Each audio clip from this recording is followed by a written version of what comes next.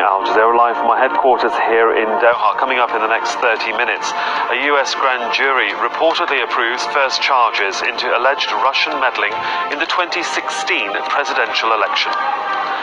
Also, first delayed, now suspended indefinitely, Kenya's election commission calls off voting in 4 opposition strongholds amid fears of more violence. And despite a clampdown on illegal weapons, we report on how violence still plagues the southern Philippines.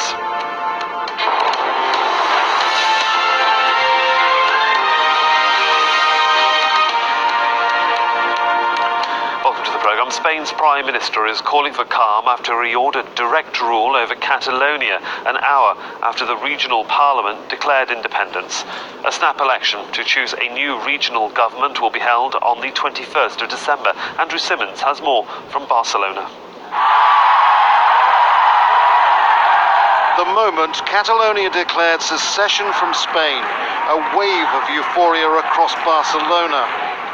A mix of intense emotion, elation, and danger because of the uncertainty of what comes next. They cheered, they hugged one another, they cried, and they toasted what they see as a new nation. It all started unfolding hours earlier at the Catalan Parliament. Passionate, sometimes angry debate.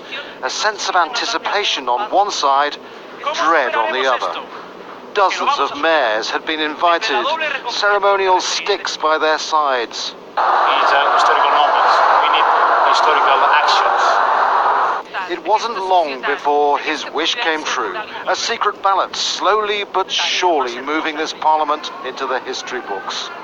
Most opposition members walked out in disgust, leaving the Spanish national flag and the Catalan flag draped over their benches. Then came the count. Again slow, with reaction to every yes vote. 70 votes for, 10 against, and 2 abstentions. And the Catalan national anthem, this time striking a different chord. Before long, another vote in Madrid this time, the Senate making a decision on Article 155, direct rule moving to the Spanish government. A large majority. 214 for, 47 against. Approval for Prime Minister Mariano Rajoy to sack the regional government and impose sweeping powers. Back in Barcelona, these politicians and supporters hardly look like people about to go into the background. President Carles Puigdemont called for calm. Citizens of Catalonia, in the coming hours, we will have to maintain our country's pulse, and most of all, to maintain the peace, public spirit, and our dignity, as we have always done. With no doubt, it will continue to be that way. This is an extraordinary moment. It's historic, it's defiant, and right the way across this 18th century building, there are mixed moods, elation, perhaps some fear, celebration. Those sticks you see are from the mayors right across Catalonia, all here to express their views. But what you don't see are all the people right across Catalonia, a lot of them, who don't want this to happen. Independence is heartbreaking, sad and distressing. That is how all the Catalans who are not pro-independence feel, including very democratic pro-independence supporters that cannot share this destructive operation based on lies, fraud and impositions it is causing on the social fibre of Catalonia. Looking to Madrid for the next move, Catalans who are angered or saddened are also fearful of what will happen. Mariano Rajoy is already using his new powers, dissolving parliament, calling elections in December, and listing those he's sacking. Friday night in the centre of Barcelona, a city known more for its football, its beaches and sunshine than any resistance to state power. And it's party time for a large number of people packed into a square in front of the seat of government. How long will the smiles last though? So many questions, along with another sobering historic note. The gulf between those who want to be in Spain and those who don't here has never been bigger. Andrew Simmons, Aljazzera, Barcelona. US media is reporting that a federal grand jury in Washington, D.C. has approved the first charges in the investigation over Russian meddling in the 2016 US presidential election. The charges, led by Special Counsel Robert Mueller, are said to be still sealed under orders from a federal judge. It isn't yet known what the accusations are, but anyone charged could reportedly be taken into custody as soon as Monday. Alan Fisher has more from Washington, D.C. We know that Robert Mueller has been conducting his investigation over the past 5 months or so. If it's true and this grand jury has decided that indictments can be issued, then that's a fairly speedy process. If you look at two significant cases in the past from American political history, Bill Clinton and Richard Nixon, it took a grand jury almost a couple of years to come up with indictments there. Now, how do grand juries work?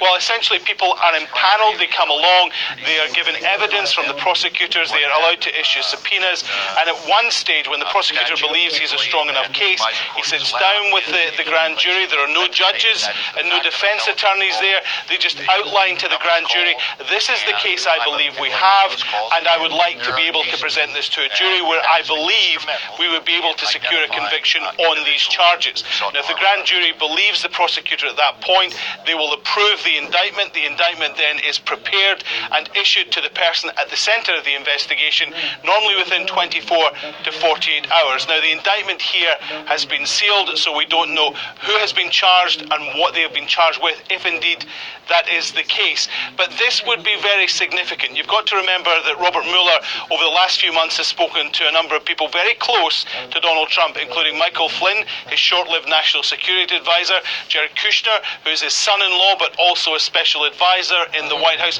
holds a very powerful position in the Oval Office, and of course Paul Manafort, who at one point was a campaign chairman for the Trump election campaign, and of course at some point his home was even searched by FBI agents. So what we're waiting for now is to find out who has been charged and what they've been charged with, and that will be important because then we will see just how close they are to Donald Trump and to the Trump campaign, and just how close this investigation takes us, if at all, to the White House.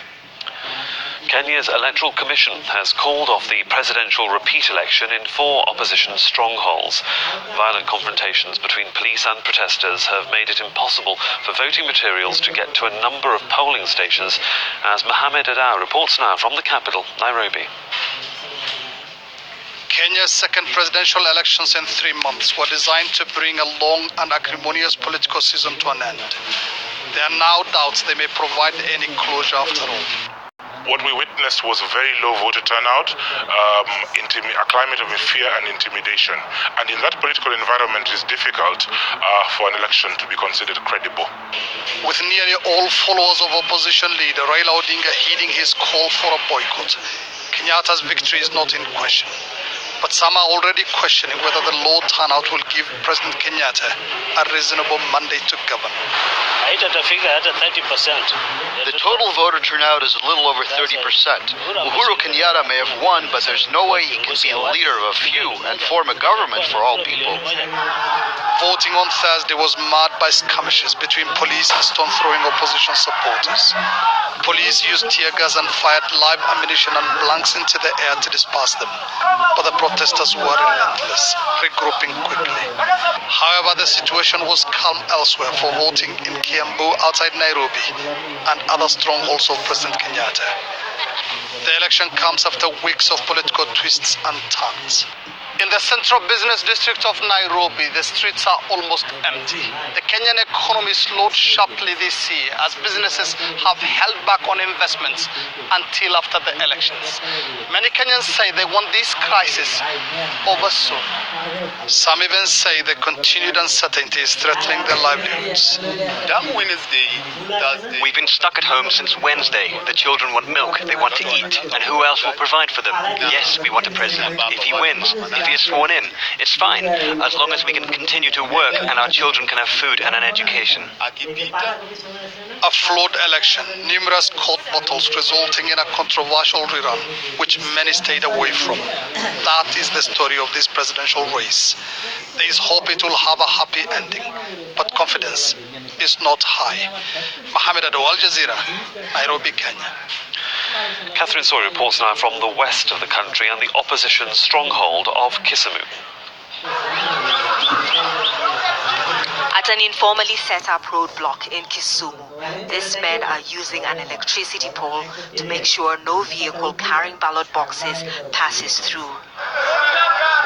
All the while they're saying no election, no Uhuru Kenyatta, and calling themselves the National Resistance Movement, the new wing of the opposition coalition led by Raila Odinga. We are not supposed to vote because our father Raila Odinga tell us not to vote. So we don't know why these people are bringing this ballot box in Kisumu. Voting has been called off in 4 counties here in Western Kenya.